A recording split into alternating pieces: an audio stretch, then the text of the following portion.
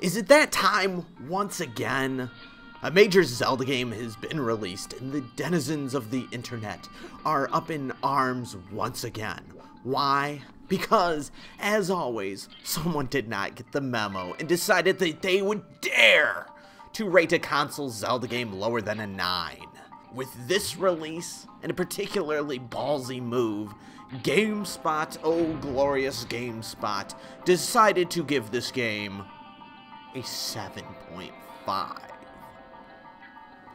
Can you hear the screams of the Nintendo files as they raid the streets, set cars on fire, and push old ladies off of the sidewalk?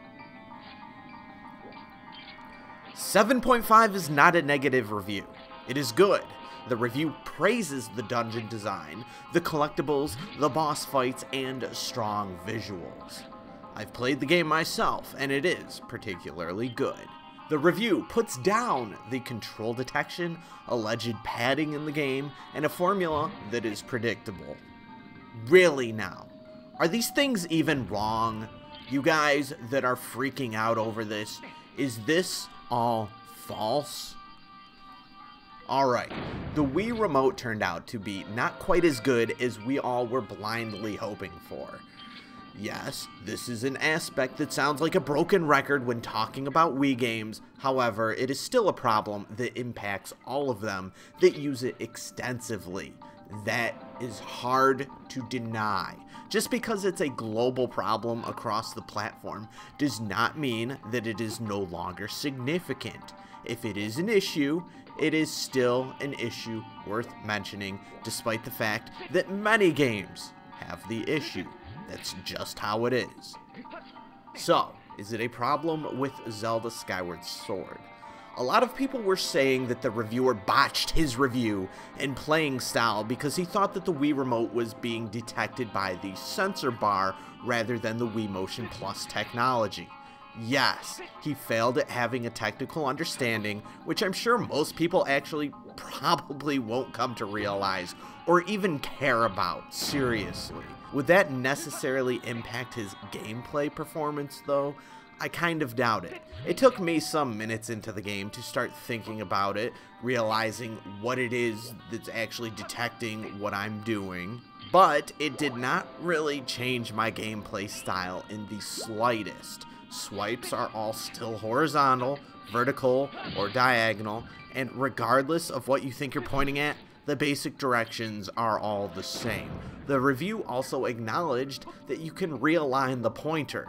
This affirms that he at least knew how to work with what he had. Is the swiping that bad? Does the Wii Motion Plus pick up on your movements? For the most part, yes. I know there are YouTube demonstration videos and such. I'd say that it's about 95% accurate when you're actually playing, rather than thinking about it and making the ideal movements each and every time. Enough to make it worth putting into the game, enough to make it a worthy new gameplay style to embrace in a new type of game, but it's still kind of a problem with an error rate that makes it potentially worth mentioning as a slightly negative point in a review. I would personally probably skim over it and maybe not even mention it because it's really not that big of a deal, and I'm kind of used to motion controls not always picking up 100% what I'm intending to press. I mean, even with button pressing in video games in general, sometimes you end up failing at that somehow, and it's just sort of an error rate that you get kind of used to, and it never really costs you the game. But I could see why someone else would consider wanting to mention it. I will say, though, that the bird flying part, on the other hand, is a major pain in the ass. I don't think the review went into it that much, but I would have rather not had it.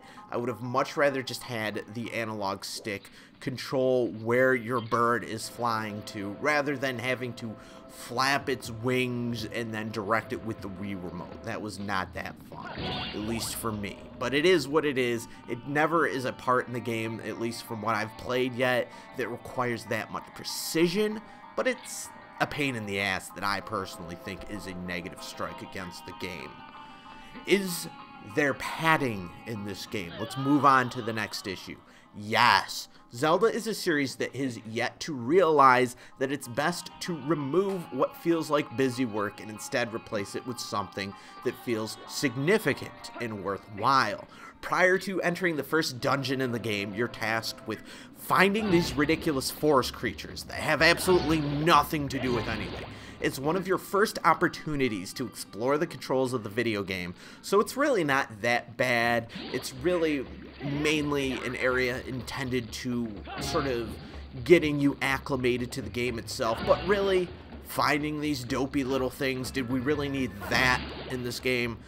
The game would have felt a bit more compelling if you had to do something that felt meaningful, even if it was essentially doing the exact same thing, functionality-wise. When the gamer finds himself thinking, why would I want to do this when I could just not do this? I mean, I see the stupid temple right there. Why can't I just go in? You know the design could be a little bit more tightened up. Small issue, not that big of a deal, but it is something, and it is something that penetrates the entire game, at least to some extent. Most game design today tries to steer away from fetch quests as much as possible, usually for good reasons. Is the formula predictable? Moving on to the next one. Kind of, but we really don't have that many Zelda games coming out, so there's really, I believe there's really only 5 3D Zelda games after all these years, so I don't find it that much of a problem. Personally, this is one that I think I don't entirely agree with. Skyward Sword did a nice job at distancing itself a little bit. There's still a little reliance on the old way, though, that I would have personally modified given the chance, but I do think that it's a nice game. The problem is that a lot of Nintendo brand video games will get that instant 10 and fans will revolt if it does not before even playing it. When Twilight Princess came out, it got an 8.5 on IGN and fans were up in arms. What's ridiculous now, though, is that if you read into discussions on these message boards where people are talking about the game now, there's a lot of just ho-hum opinions and where people consider it repetitive and really not that great.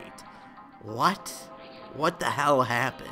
Why must we pretend to love every Zelda game when it first comes out and for the first couple of months before we're no longer considered a jerk for just being a little bit critical of it? Why is being critical of a Zelda game really that bad? Are fetch quests and being forced to revisit areas acceptable here when they're usually considered unacceptable in any other game? Why does Zelda get the free pass? A lot of people say that it's the way that all Zelda games are, so what do you expect?